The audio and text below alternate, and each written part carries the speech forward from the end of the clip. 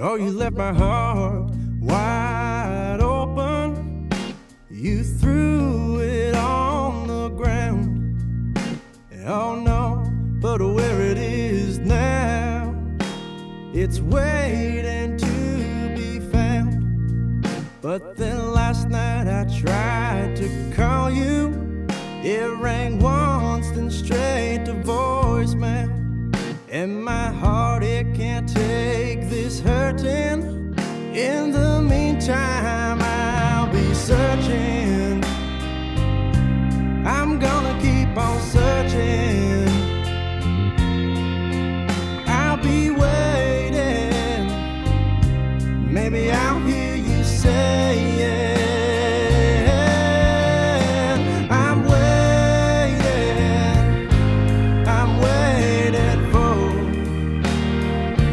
Oh yeah, I'll be waiting. I'm waiting for.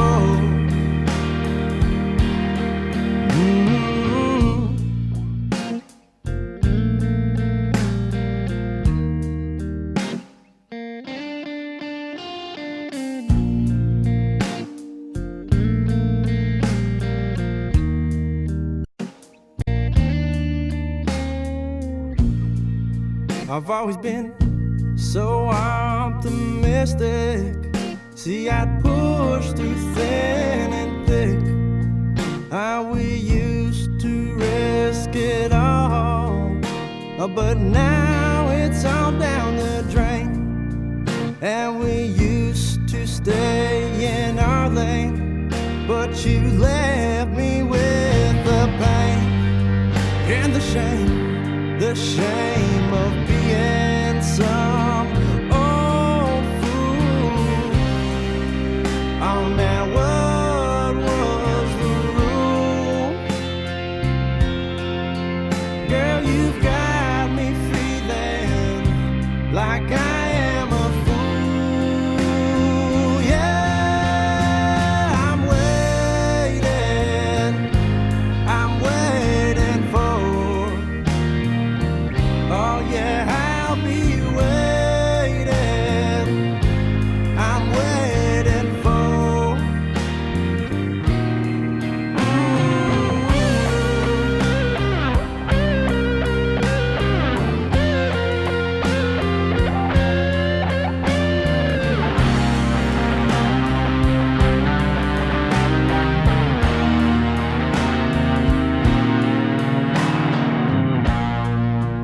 I've been searching all over the world, hoping to find someone new. And then each place I seem to go, it leads me right back to you. I've always loved you to the core. I never wanted anything more. I never wanted, never wanted, never wanted, never wanted. Oh no, I'm waiting for. Oh yeah, I'll be waiting. I'll be waiting for. I'll be waiting for you.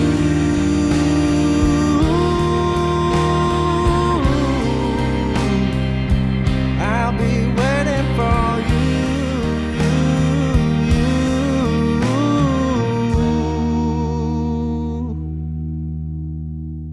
I'll be waiting for you.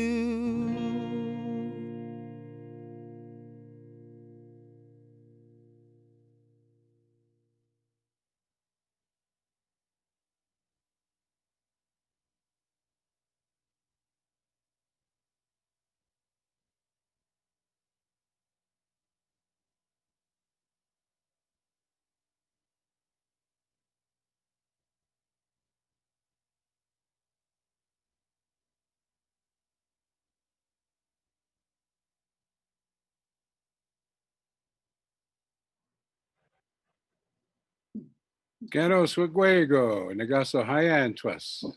Hello, everybody. Bonjour, bonjour. Bonjour. Oh, Jack. This is Gary Farmer with my guest stars here. We're here for the acting workshop. Hello, everyone from Facebook. You're welcome to ask questions as we go along on any matter that the five of us end up talking about. It's pretty loosey-goosey. There's really no form to this. We might come up with a new story, though, somewhere by the end of it, if not. But we're happy to answer any questions you may have about the acting and the process, or starting out, or any interest that you have at any level, even if it's just an audience person.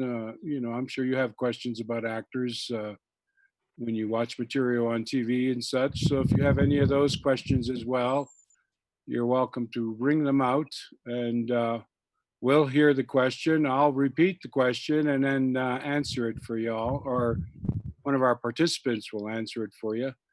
To start, I'd like to, tell you quickly about myself. I'm from the Six Nations along the Grand River in the Haudenosaunee territory down on near Brantford, Ontario. I was born on the res a long time ago, and I'm currently situated right here. That's my apricot tree in the back. I'm living in Santa Fe, New Mexico. I've been here for a long time, and I really love it here amongst the Pueblo culture. I did a little piece for y'all at the end of the festival. It gives you a little bit more information about where I am and who these people are. But so please tune into that if you have a chance. As the festival runs live, I haven't had a chance to get back on the website and see how it's all going. Some great new films there from a lot of filmmakers in Canada and elsewhere around the world. So it's really important you get to take a look at some of that material. I've been an actor for, I think it's almost 45 years now. I started out in my television life as an actor with the founder of the festival, Shirley Chicho. She's been a long-time actor, and we played husband and wife back in 1977, I think it was. So that's a long time ago. That's 43 years right there. And to me, you learn to be an actor by by working in the theater. You have a bigger tradition for theater in among Native people in Canada than you certainly do in the States generally. You have a longer tradition of theater in the country since the 70s, 60s, late 60s is when the theater really started to take off in Canada some. And, I was kind of a participant early on in that process around 1975. So there's been a good history of theater. Now, to me, theater and acting and all that stuff, it really comes from our traditional, our ceremonial life. I mean, if you ever get the opportunity to see the clowns out in Hopi or in Pueblos here up in Taos, at certain times a year, the clowns, they go off into the mountain and they fast for a number of days. They go without food and water, and they pray for a long time. And the people all gather, and they erect 100-foot pole, and they tie all this food up off top, and then the clowns come down, and they're kind of special. They speak in their own language. If you're drinking alcohol and you come to the ceremony, they'll drag you off and put you in the water. They'll come and take the kids. It's almost like a blessing, though, to get grabbed by the clowns, though it scares a lot of them, especially non-native people. Sometimes their kids come and their clowns get a hold of their children and take them down to the water, and bless them. And in a lot of ways, our theater, our acting is kind of based around our traditions of whatever tribe we come from. I mean, even with the British and all that and the Greeks, it's all basically from ceremony, and then it got adapted into live presentation, which a lot of our ceremonies are. If you're a participant, and you go to the Medewan and you see that ceremony, and that's an eye opener, and it's classic, on some level, but it's not, theater to kind of translate stories, but it's theater in terms of, understanding your relationship to the world around you. And so that's what an actor is a thermometer uh, for what's going on in the world. Like there's a lot going on right now, right? So there's a lot of interesting creativity starting to bust out as a result of it. It's fueling a lot of the stories that exist. It's hard to ignore the what we've gone through in the last few months, even, let alone the next year and a half it may take before we escape. And so the world's changing a lot, and the stories that are going to come are going to have impact on that situation. So to me, the actor is the one that needs to kind of stay with the beat as long as you can, and as you get older, which I'm getting up there, just like Shirley, we're going to have to let a lot of you young ones start leading the path. And I see you're doing that. It's just by evidence by, I mean, when I started, you had an acting workshop, you'd be lucky to get 2 men and 2 women to participate, So it's been really, it's really moved forward, the whole movement of us telling our stories. And that's the value, right? I mean, I was just thinking about my early days in Canada. The reason I got into acting was because, I was going to be a cop. I grew up in Buffalo, New York. That's where the work was for Six Nations operating engineers. That's what my father was, a crane operator, and all the men were working steel, right? They were using steel, not concrete like they do now. And a lot of the erectors were indigenous men from Ganawagi and Akwesasne and Six Nations and Cattaraugus and all our reses. There's about 17 of them all over north in the States and then Canada. And, so we were down in a different world, outside of our res, down stateside, and adapting to that, So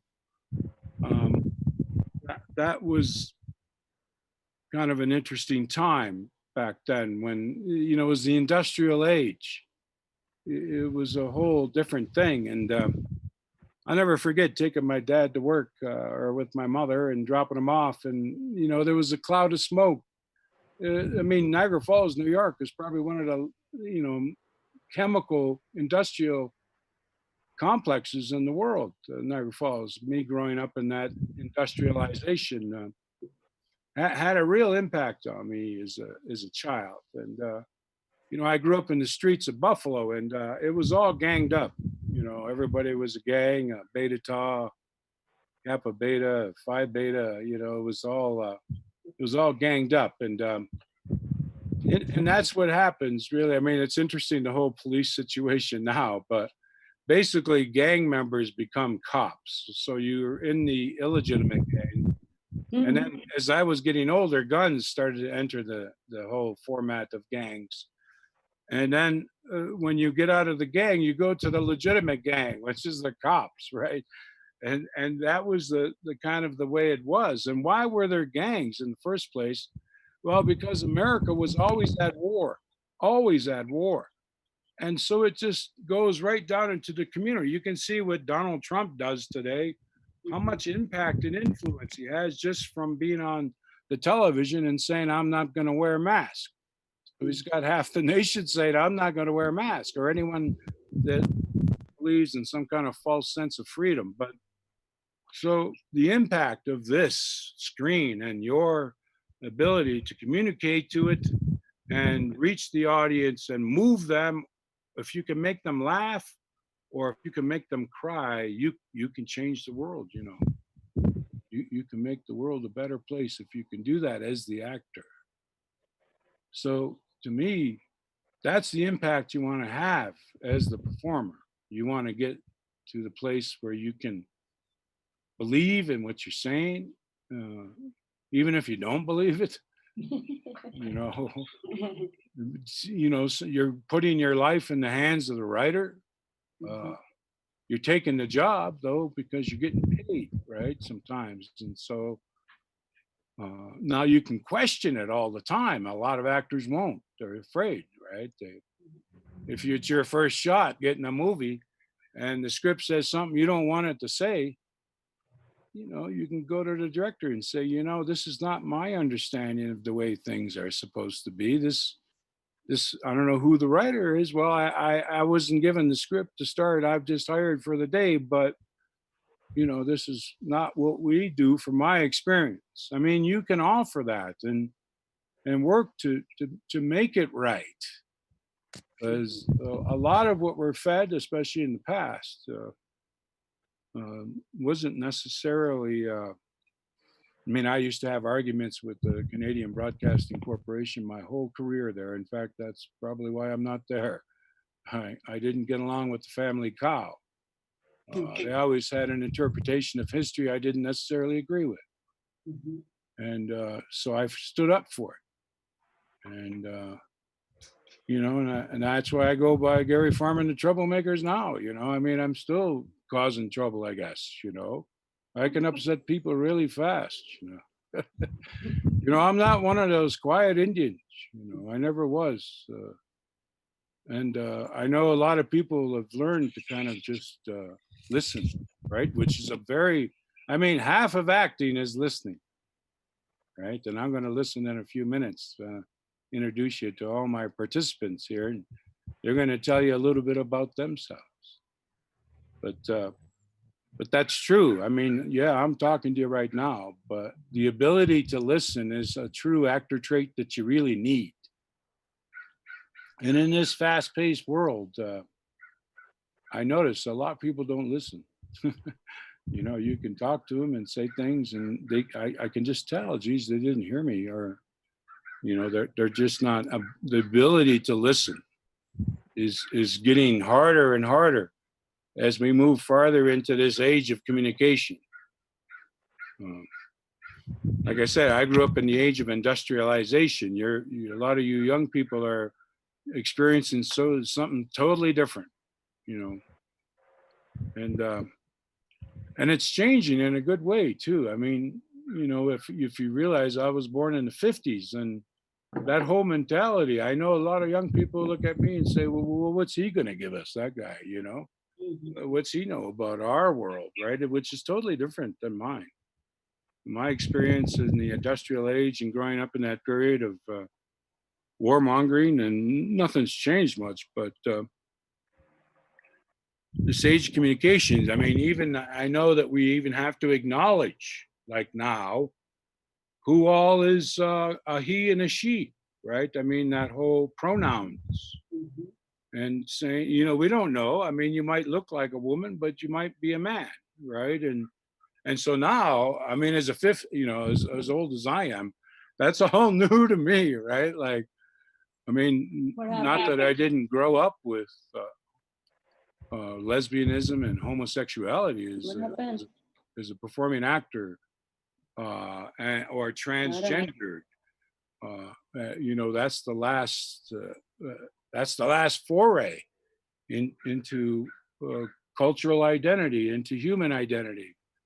The right to be a man or a woman, or whatever. It's and that's all. The language is all changing. You can't even go around and say certain words. Like even on a film set, I'm telling a story about what Marlon Brando did once on a film set, that I used a particular word, and all of a sudden, all the actors on the set, all younger than me, all came down on me heavy. Like I can't use that word. I can't say that, even if it was a word that someone else used in the story. Now, if it's written and we're performing it, that's different, right? Because the characters get leeway, but the human beings in social discussion don't get that. You can't just say what you what you know anymore. I mean, it's interesting. So that whole play of language and words and identity, and I mean, there's a play right there. I mean,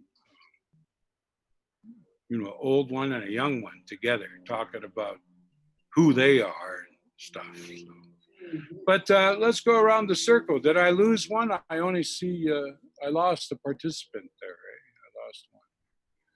Well, Kaylee, you tell us a bit about yourself and what your interests are in acting and why you came to the workshop today and where you are and everything. Okay.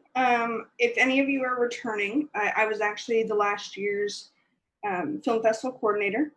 Gary, I'm not sure if you remember me. Yes, I do.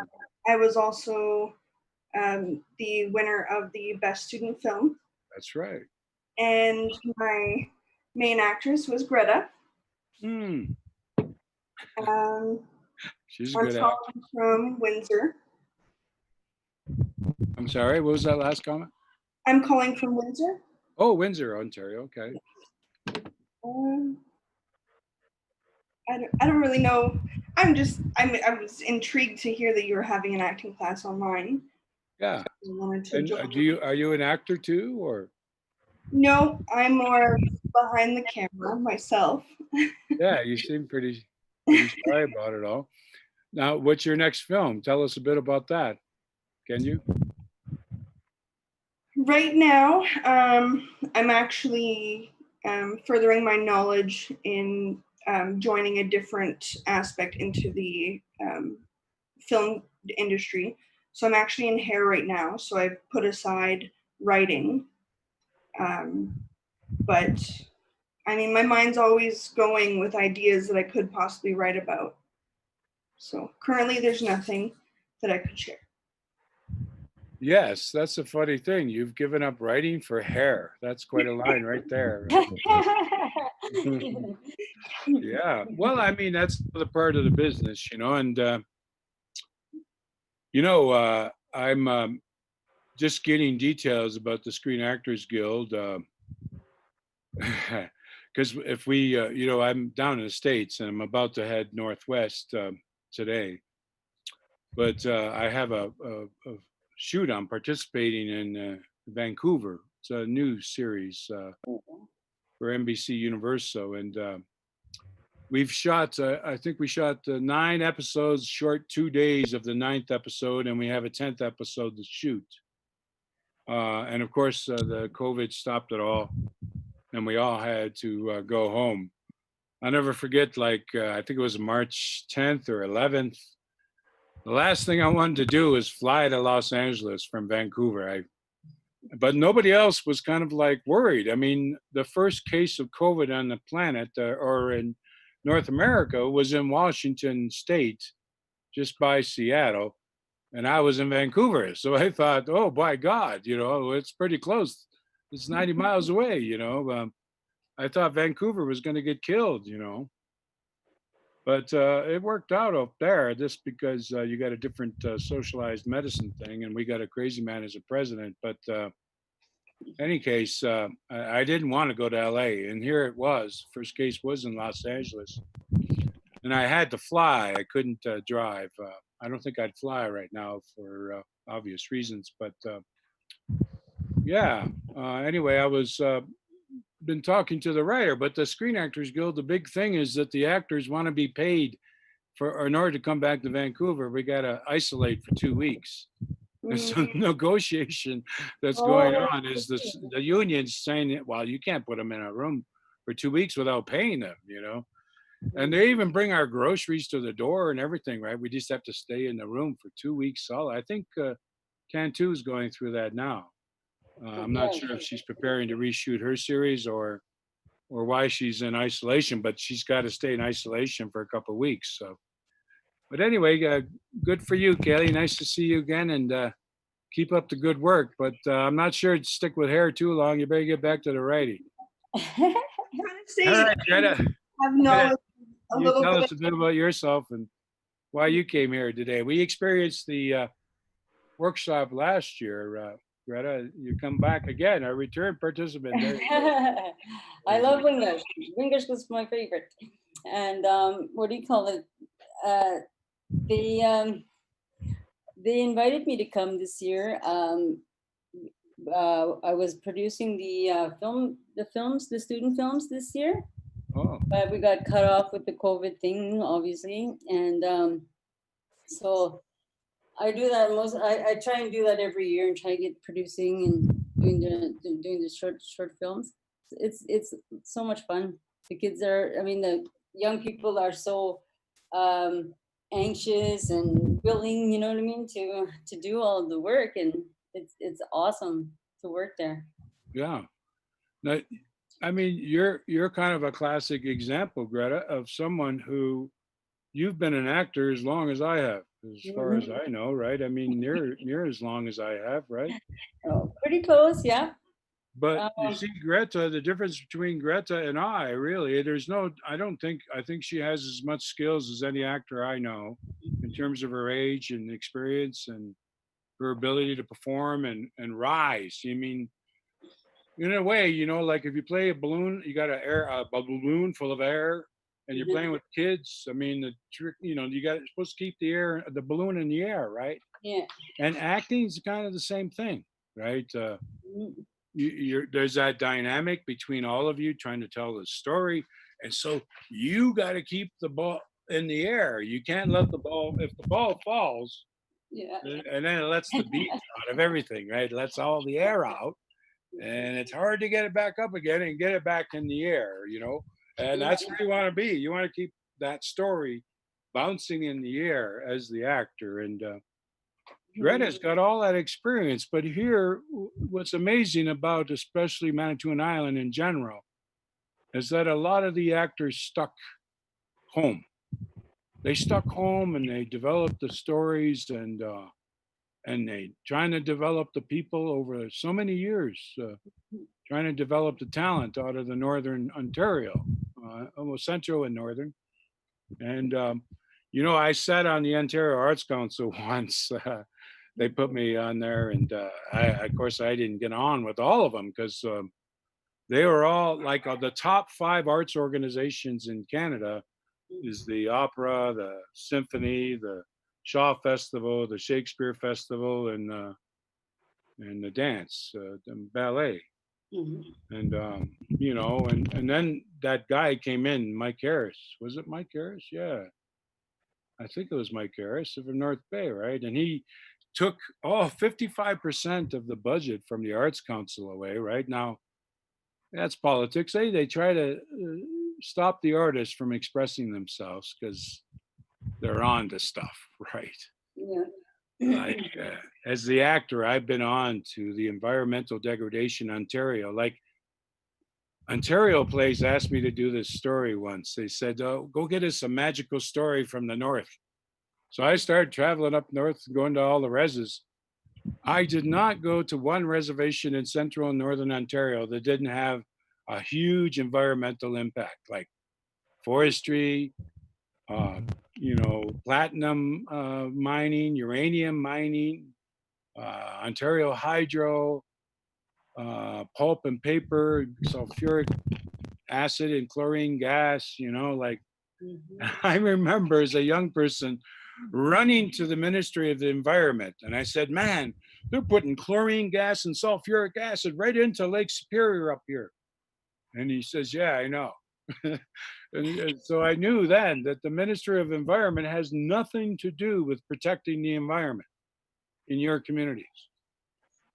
And so that's why the actor has to, I mean, you have to be more than just doing, the day-to-day make a buck kind of stuff they want you to do. But as the actor, I feel you really got to dig for the story. You really got to get knowledgeable about the situation that surrounds your people in your community. And someone has to speak up for it. Now, if you do it creatively in the theater for the community, especially any issue that you have, whether it be foster care, child theft, uh, murdered and missing women, which is a really strange one because it's almost like our women are being like you look at them and say, geez, you're not murdered or missing. When's it coming, Yeah. But, I just bounce around. Let's hear from, I'm sorry, our young guys. There's just Matthew. Tell us a bit about yourself and why you came today. Okay, well, my name Did is they pay Matt. you guys? You guys getting paid too? I hope so. We're getting knowledge. That's what we're doing. Yeah. So, my name is Matthew Manitwabi. I'm from the Weequahic Unceded Territory. I'm Manitoulin. Your mic's breaking up a I, little bit, Matthew. I'm from Weequahic Unceded Territory on Manitoulin Island. Mhm. I first started with the Bajamajig about 14 years ago. I took their program, the National Aboriginal Arts Animator Program, and I got kind of thrown into it. I'm a poet, and I ended up on stage one day reciting poetry, and I took all the air out of everybody's bellies and things like that, and I found some power in that, in the way I could tell stories or articulate certain things. And so I did that for a while with Joe, who's one of my mentors, one of the other participants there. And I did that for about a dozen years, and then I moved on and I started working under Shirley's wing at Winglish over there. I took her program and I learned film because I wanted my stories to live forever in a digital age. And since then, I've been doing most of my work, I guess, behind the camera, working in every other capacity, I guess, in both theater, film, and spoken word. Yeah, good, good. Do you have a poem you could read for us? Or Um, a part of me dies every time you cry for love lost and lived and listless. My heart it bleeds to be free from the sickness. I built myself a prison where Jesus sleeps and the devil's risen. Don't question my depression. I just couldn't take it. That smile you wore, I just couldn't fake it. Your heavy heart, mama, I just couldn't fake it. Why, mama, why you never told me about residential school, about just being Indian meant nobody liked it. That shit tore me apart. It ripped me in half, destroyed any self-esteem I was hoping to have. And when you was in prison, mama, the shit was fading me. It didn't fade me. When I reached out for help, no one came to save me. So nice. I don't know if you got any of that. Oh yeah, yeah. Your mic's breaking up a little bit and cracking a little bit. But yeah, that was good. So you spent some time, eh? Yeah, I like to isolate myself. It's funny doing it with this COVID thing. It's like I prefer to be alone and in my room, but You got used to after that, eh? being after being in lockdown, it's like I need to get out just because they take the bit of your freedom away. It's your freedom to not go outside. It's weird. Yeah. Well, I mean, it's kind of interesting. I mean, you literally could do a one-man show with that material, standing on the stage in a box, in a Right. cell, and just giving us because as an audience, we don't ever get any dose of reality. I mean, one of the first shows, I don't think Shirley was on the show. It was during the '76 Olympics. They were in Montreal. And we had just started the Native Theater School, Jim Buller and the association. And then Jim got us a tour. And it's a good story, this one, if you can hang with me. And he got us a tour, and I was living in Toronto trying to be a photographer. I started off in photography. Once I broke from the cops, I turned to creativity. I got into another university at Syracuse, and I wanted to work in film back in the '70s. I decided, and then I couldn't afford Syracuse, and I corrupted my own res to pay for an education. I told him I wanted to be an FBI agent. Imagine that, 1973, which is the year of Wounded Knee. Right. But because I had to study something in the States, I couldn't study in Canada. So I said, so I went to Syracuse on the premise I was going to be an FBI agent. And of course, I had seen Attica, which was a prison revolution in Attica, New York. And I saw, oh my God, how am I going to fit into that system? You can't change it. So you got to conform to it. Right. And I realized, I can't conform. I don't want to conform. And I thought as a young person that was pretty good critical thinking at the time, that I realized that I wouldn't fit into the administration of what they wanted you to be, right? Whether it be the parole process or the prison system or the cop or any of those things. And I went to Syracuse to become a filmmaker, and I had an interest in photography, and that's where I started. And I went to Toronto eventually. After I got out of Syracuse, I went to Ryerson in the photography at night school. And I used to bounce at the Silver Dollar Hotel. I was always a big guy.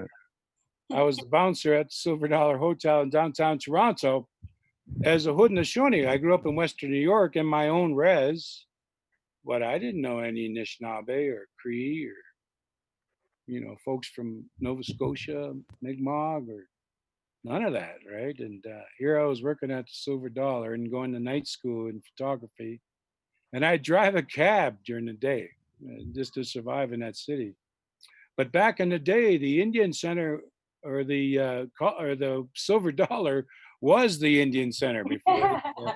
The Indian Center, if you wanted a job, if American Indian movement was recruiting for their movement, they'd come to the Silver Dollar. If you wanted a job in the city, you came to the Silver Dollar, and all the administration of Indian rights and everything was there, right? Like it was all in the Silver Dollar Hotel. And I used to bounce with this fella who was from Northern Ontario. And I used to try to get there before him because he liked to fight. So he'd just go beat up everybody, right? And so I tried to go and tell them all that and make them laugh and split them everybody up before he got here, Mr. X.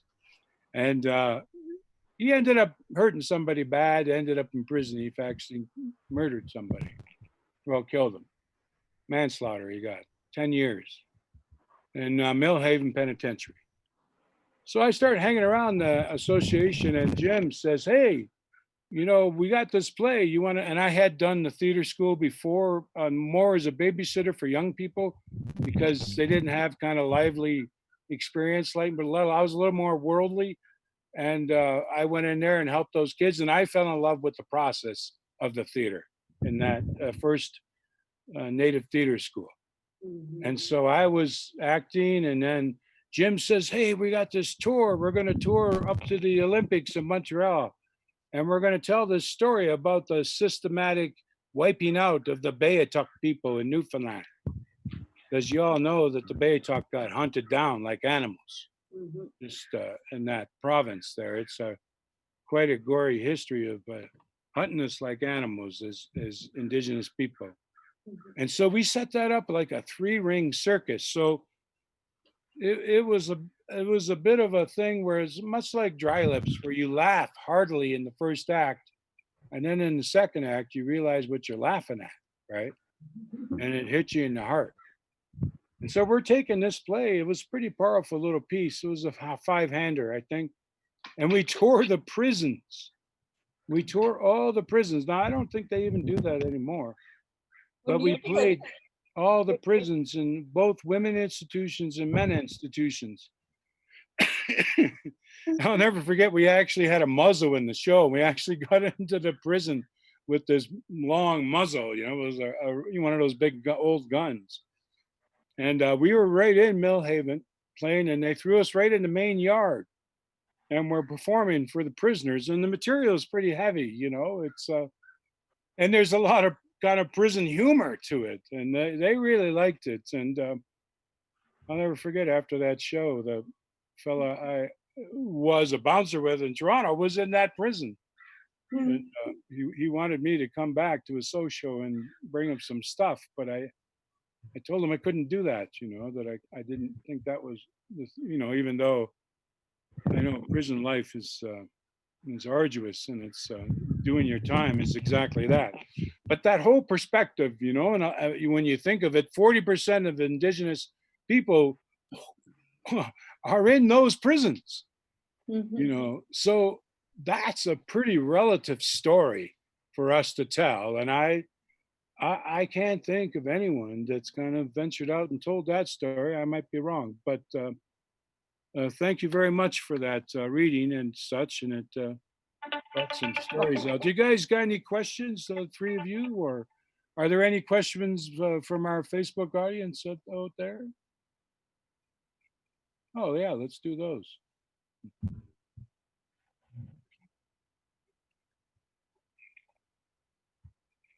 Yeah.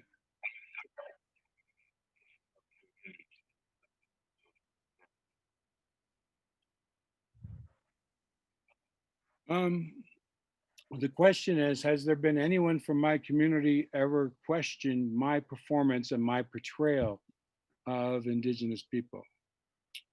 The answer is yes. There was an elder woman, Sylvia Sandy was her name. She was a clan mother. She lived, in my neighborhood where my parents raised my sister and I on the res. We didn't come to the res till the 73 or so. And, as the native person, you get cast as the alcoholic a lot. Smoke signals. I had an alcohol problem. A number of films, in the old days, you get cast all the time as the drunk Indian, right? Now, in the theater, we dealt with it too, and Dry Lips How to Move to Kapuskasing, we dealt with alcoholism straight up. It was tough play. It was tough to watch. I mean, you laugh at it because it's funny. Graham plays a funny bootlegger, right? But I remember Sylvia was on her deathbed and she asked to see me, and I went to her and she said, Gary, I don't want you to do any more parts that showcase our people as alcoholics. And, I totally understand that. Like for Dead Man, for instance, I beat the alcohol scene out of that with Jim, was cooperative, he wanted us to have a good time and,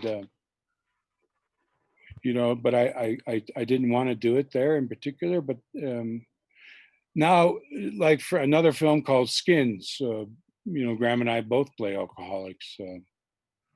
And the movie's about alcoholism, really. So then I really I thought, well, to tell you the truth, I thought Graham should do this film. Graham's got to be this guy in my mind. And so I stepped because it was a powerful statement about alcoholism. It had something to say. It's one thing to play an alcoholic just because he's an alcoholic, but it's another thing to play an alcoholic if the discourse of the piece helps us understand alcoholism and its impact on our people. And so, I did promise Sylvia that I wouldn't do that. But if the purpose in the actual writing is strong enough and there's a reason that the man is an alcoholic, and I can find those reasons as a native person, I'll do it because the story's strong, and not because I'm trying to exploit our people as an issue with alcoholism. But to tell you the truth, we don't even talk about the impact of alcohol first in our communities. Because when they first started trading for the beaver, that's when alcohol first impacted. The history of, they say that the Iroquois went and massacred the Huron. Does anyone know why they massacred the Huron? or why they told all those people to leave there and they'll come in there and clean that up, is because the way we operated was the great law, right? You're trying to keep the peace. And when alcohol first, they started trading rum for those beavers up along the St. Lawrence at the top there. And the impact of alcohol on those people was fast, right? It's like, and it gets you, right? Like we all know how alcohol gets you. And so anyone not affected was issued, okay, get out of there. And they went in there. They're trying to keep the peace because it's unbalancing the peace, and that story still hasn't been told in Canadian cinema from our point of view. Yeah. How alcohol impacted our people right from the get-go. And I know that we tried to put a stop to it, but you can't stop that, right? It's a social problem, as they tell me. But Yeah. you But know, you can modernize it now too with that methadone clinics that they have going on with their people. Yeah. You can upgrade that story to methadone. Oh, I know. I mean, the alcohol has turned into multi-choice in terms of usage of something that's going to take us down, right? Yeah. And Anyway, yeah, that's my story about that. How you want to? Any reaction to that, you guys? The two that's left, my two actors. I always enjoyed your work, that's for sure. And you were kind of an inspiration to some of us that came behind you. We watched your plays, and I want to do that too. That looks like so much fun. You know what I mean? You guys are on stage jamming away, and in the middle of a whole story, you guys set up music and you guys started playing music in the middle of a play. I'm like, that is so cool. I want to do that, And so Yeah. I started with the Bajamujig and developed the Rez Sisters Yeah. with Thompson. Thompson. So Yeah. that's how I got started in there, just Yeah. developing stories. Yeah, I know. It really opens you up Yeah. to everything. If you allow it. Yeah. It's really freeing. Yeah. I, as a young native guy, I was always big, right? And always chubby. And, I was pretty self-conscious. I'm in the back of the bus. I'm certainly not as outspoken as I am now. I'm a lot quieter. There's, a typical quiet kind of big Indian guy who's pretty self-conscious of his body. And to end up in Dry Lips, totally stark naked for the first 15 minutes of the play, with only a frying pan to cover my Gucci's.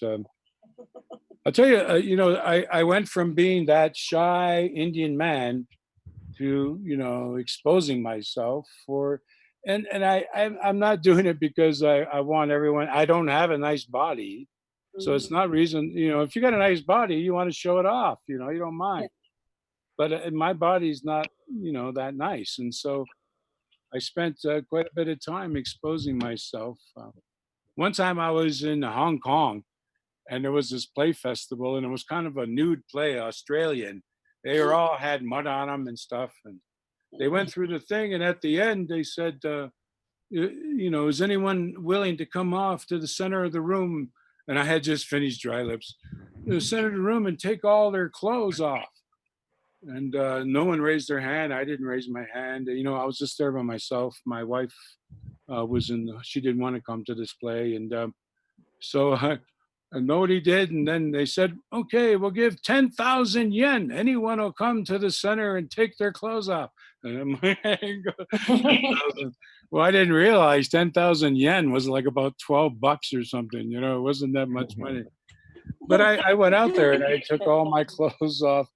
And in Hong Kong at a theater festival, and then I thought, I kind of told them why I was able to do this. I'm a theater actor, and I just finished a play where I was nude for a while on the stage, and so it's not a big deal anymore, And I thought everyone would come and say, "Oh, that was cool," or "You're really brave to do that." They had a little social afterward, and I went to the social, and not one person came to me and said anything. Right? Just, hey man, you're weird. It's so, I don't know, you got to be out there. I mean, I think as the actor you want to be, you got to break down all the walls that stop you from being something more than you think you are. Anyway, Gary, I yeah, actually have a question for you. you bet, Kaylee. Are Indigenous languages and scripts, like, are they true to their meaning? Our indigenous language needs scripts. Sorry, Indigenous language in scripts? Oh, indigenous language and scripts, yes. Yes. Are they true to their meaning? Like in the TV show Zoo? Oh, yeah. Well, I hope so. We try hard. I try. There's a movie out there right now, First Cow. It just came out on VOD, whatever that means, video on demand. Mhm. It's called First Cow. And the language we're using there is carrier, like a carrier language, like a trade language. And they researched it, and I had to learn a fair amount of speech in that language. And it was a carrier language, a language they used for trade. There was a lot of, I mean, even when I did Dead Man, thinking, oh, I thought, man, if this guy's been to England and he's got tossed out of his community and his family is Crow and Blackfoot, and I got a Cree girlfriend. I mean, I thought, wow, we must have been really multilingual, you know, if you were on the move and you're not in your community anymore. Like, I know our men used to go down into the Ohio Valley there to go for seed, for hunt, to find, whatever, uh, women. Um, but the ability to speak multi-indigenous languages, I thought was good. But I worked really hard, as they did in Dances with Wolves. You ask Graham, they spent a couple months prior to shooting the film working on the Lakota language. I remember Floyd Westerman said once, well, this is the greatest job in the world, Gary.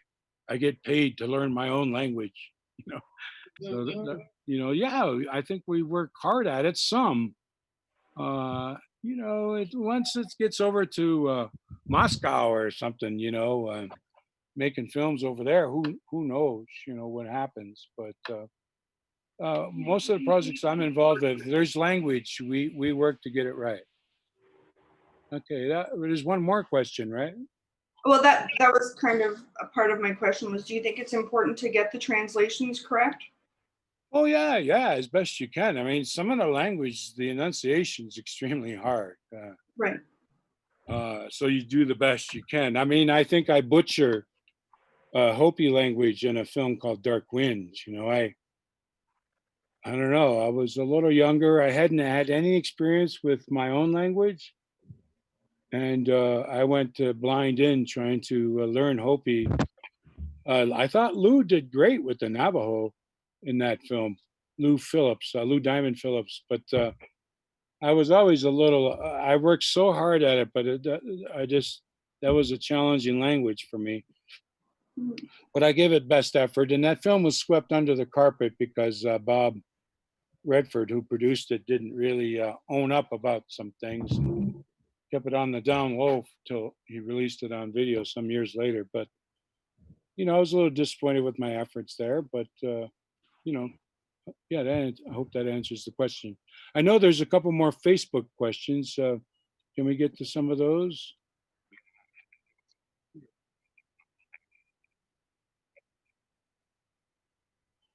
Is she a Native person? I would say the Native Theater School or the Center for Indigenous Theater is a good place to start. The word is Native people, or I think it's Native people, go to acting school. A lot of those colleges, Sheridan College, all my old acting friends are teachers at most of those colleges around Toronto. I guess the George Brown one is a little notorious now, but but the Center for Indigenous Theater is. I mean, go to the summer school. In 8 weeks, you'll know whether you want to be an actor or not. Um, and then they got the 3-year program now, or 3 or 4 year. I think it's 3 years.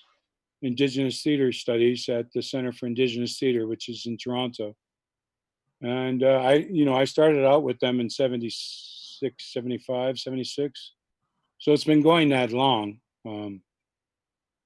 So that's a good place. But a lot of the colleges around Ontario, they're all decent schools for theater and stuff, acting. Another Facebook question, maybe? I just wanted to add on to that. So I know that for myself, when I was a student at Wingars Film Institute, I put out a posting for looking for actors and actresses. So I would basically give a small detail of what I'm looking for physically and what my actors could give me. I kind of give them a description of that so they can kind of prepare themselves to meet with me in order to audition for the part. Now, when you see like on Manitoulin, because I was there for school, when you see postings, you don't necessarily need schooling, I think, to just kind of step yourself in there, like put your foot in the door to being on screen. Now, I was fortunate enough to find Greta for my film, being a seasoned actress. But kind of tying in with that also, just going back to my last question with having or finding actors and actresses, would be that I was fortunate enough to be able to have the translation for a line in my film, which I had Greta speak, because I don't speak Cree myself, so it was nice to be able to have an actress that was able to speak more than just say English. Well, I think any young actor should, if they can, spend the time to learn your language. It's going to be so good for you if you are bilingual in your own language and English and French. I mean, you're a triple threat, and Spanish, you're a quadruple threat there. But and it's getting really thin. They had a dance for the people that can speak the language and at the powwow last year. Yeah. On our reserve, and I was so surprised there was so little bit of people dancing that still understand the language and still speak the language. Well, a lot of pressure on you all not to learn it, obviously. I mean, and it's so challenging to learn it. I mean, I know I have a friend who's in her second year of Mohawk immersion, 4,000 hours. 4,000 hours to get a working knowledge of the language. Now that's a commitment. Yeah. And who does that anymore? Who can do that from ground up? 4,000 hours to learn your language. And hats off to the people that are. And we've got to find a way to bring that through our media. When you don't live on the land, how do you teach it when you're not living and doing the? That's true. You know what I mean? There's that aspect of it, but there's new methodologies about language. There's the great Maori fella in Ottawa right now, who, as you know, the Maori University opened up to the whole island, and now the Prime Minister even speaks Maori. So there's some new methodologies of learning Indigenous languages that are. Even Brian Miracle on our res, he's really done miracles with the Mohawk language, and the Cayuga and Onondaga language speakers are adjusting to some of the things they've discovered about teaching Indigenous language. So there's a lot of stuff going on with language, and I highly recommend all the young people immerse themselves in their language if they want to be actors. It really does help out there in the big world, because the impact is amazing. Is there one last question before we got a break, or are we done? Well, I guess that's it, everyone. Thanks for joining us. It was a pleasure to be with you today. I'm on Facebook like crazy, 3 or 4 spots, and you can write me any questions you might have related to acting. I'd happy to go on and on about anything. So nice to meet you all, and thank you. Miigwech. Miigwech.